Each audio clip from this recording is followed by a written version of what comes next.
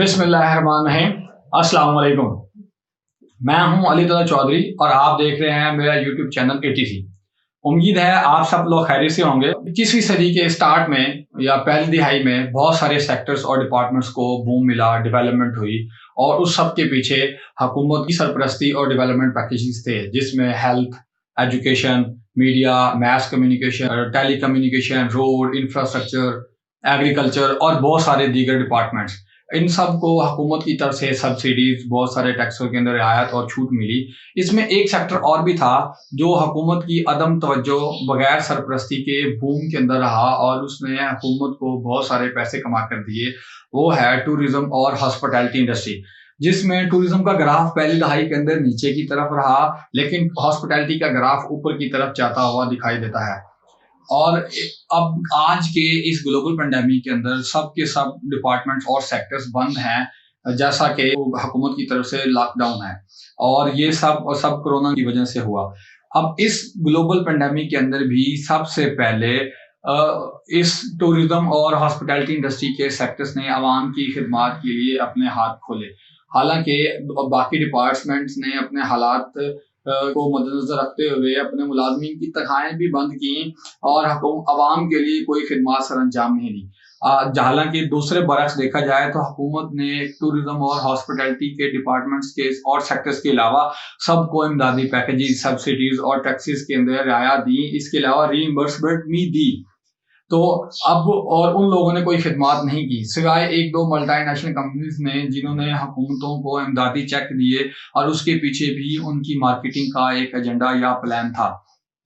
अब जो इस वक्त इस ग्लोबल पेंडेमिक के अंदर जो डिपार्टमेंट्स खुले हैं हुकूमत के साथ मुज़ाकरात करने के बाद, उसमें उन्होंने शराइत ये मानी थी कि हम SOPs पर अमल दरामद करेंगे जो WHO ने हमें दी हैं। अगर आप इसके बरक्स देखें तो हॉस्पिटैलिटी इंडस्ट्री वाइड सेक्टर है जो इन तमाम SOPs पर पहले से ही ऐसा इकदाम कर रहा था, जैसा कि फेस मास्क पहनना, ग्लव्स पहनना, हेड कैप्स पहनना और सैनिटाइजर वगैरह का यूज करना। अगर आप होटल इंडस्ट्री का कंपैरिजन करें, रेस्टोरेंट इंडस्ट्री का कंपैरिजन करें हॉस्पिटल और बाकी डिपार्टमेंट के साथ, तो ये वो वाइड डिपार्टमेंट है जो mask, face mask, gloves, hand sanitizer, caps वगैरह, वाइजर वगैरह हॉस्पिटल और बाकी डिपार्टमेंट से ज्यादा यूज करता है। अगर आप सरकारी दफातर, इवन के आम सरकारी दफातर की बात नहीं कर रहा मैं ये कह रहा हूँ कि आप चीफ्स, हेड ऑफ स्टेटमेंट्स और काबीना और वुज़रा के जो दफातर के वॉशरूम्स हैं, उनका मवाजना अगर आप रेस्टोरेंट से करें तो आप हैरान परेशान रह जाएंगे।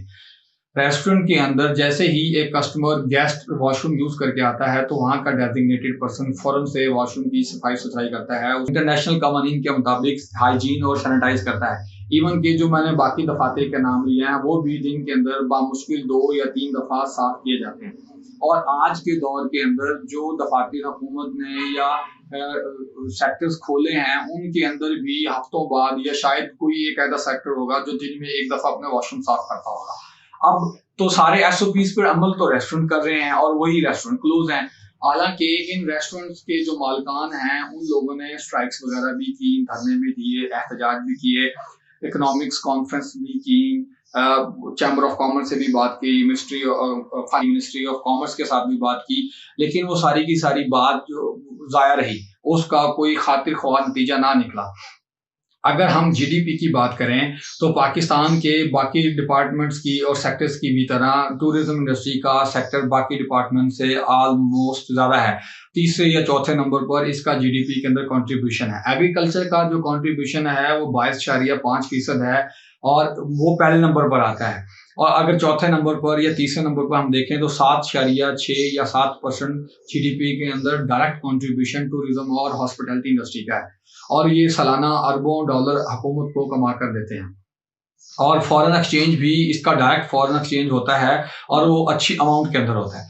अब करना ये है कि अब जितने भी नुमाइंदगान हैं उन सबको ये चाहिए कि वो सब मिलकर हुकूमत को एक मुसवदा पेश करें, एक चार्टर दें कि ये वो वाइड डिपार्टमेंट है जो इस कोरोना पेंडेमिक से पहले भी अच्छे SOPs पर अमल दरामद कर रहा था और हाइजीन का खास एहतमाम सिर्फ और सिर्फ हॉस्पिटैलिटी इंडस्ट्री के अंदर ही किया जाता है। اور بھی کچھ سیکٹرز کرتے ہوں گے، لیکن جو ہائیجین، سینیٹائزیشن، صفائی ستھرائی کا خیال، ایس او پیز کو عمل درآمد کرنا ریسٹورنٹس کے اندر کیا جاتا ہے، شاید ہی کسی اور سرکاری یا نیم سرکاری دفتر کے اندر کیا جاتا ہوگا۔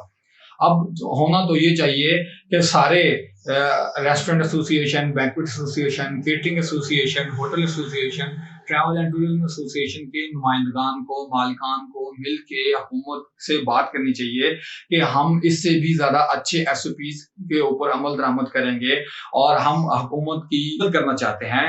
اس اکنامک کرائسس کے اندر ہم اپنا کنٹریبیوشن کرنا چاہتے ہیں، اور بہت سارے ہوٹل مالکان ایسے ہیں جن کے تعلقات وزراء کابینہ کے لوگوں، وزرائے اعلیٰ اور وزیر اعظم کے ساتھ ہیں، ان کے کچھ رشتہ دار بھی ہیں، لیکن وہ سب کے سب اپنی بات منوانے سے قاصر ہیں۔ اس میں صرف مجھے تو ایک ہی بات سمجھ آتی ہے کہ یونٹی نہیں ہے، اور جب یونٹی ہوگی، یونٹی کے ساتھ اپنے تاثرات کا اظہار کیا جائے گا اور بتایا جائے گا کہ ہم زیادہ اچھے ایس او پیز کے ساتھ خیال رکھیں گے اور معیشت کے اندر احسن اقدامات کریں گے، آپ کنٹریبیوشن کریں گے، تو میرا خیال ہے کہ حکومت کچھ نہ کچھ اس چیز کے اوپر سوچے گی، یا کوئی ریلیف فنڈ یا سبسڈی دے گی۔ لیکن ہمیں چاہیے کہ متحد ہونا چاہیے۔